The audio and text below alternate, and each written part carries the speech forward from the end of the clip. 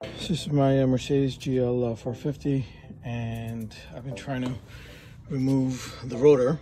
And in order to remove the rotor, you have to remove the screw that's holding the rotor.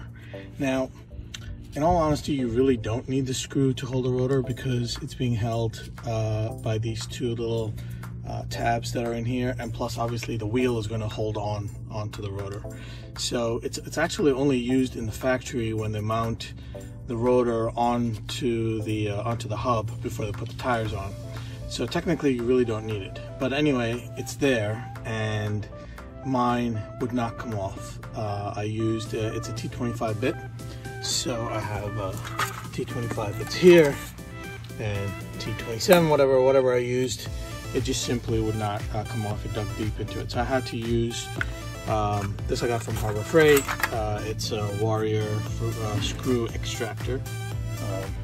Warrior screw bit extractor. So what I ended up doing is I took one of these. I took one of them and I tapped it in using a hammer. So here's a 4-pound hammer that I used to tap it in.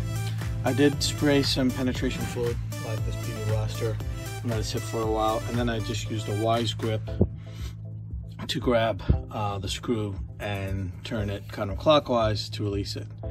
So I was able to get the screw out. As you can see, it's an aluminum screw. I also drilled a hole into it using the drill bits and my drilling machine.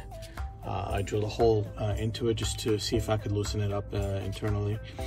That didn't help, so I had to use one of the bits that it comes with, the Warrior comes with, and tap it in. You do have to tap it in pretty hard so that it secures in, and then use a wise grip to turn it counterclockwise.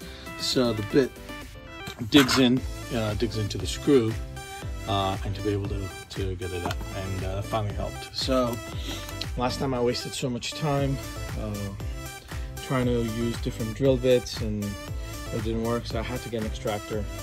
It's a couple of bucks from Harbor Freight.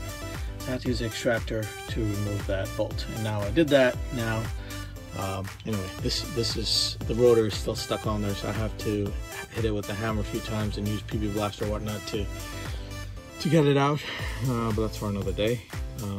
At least I was able to get the bolt out. So anyway, these extractors come in pretty handy to remove the bolt.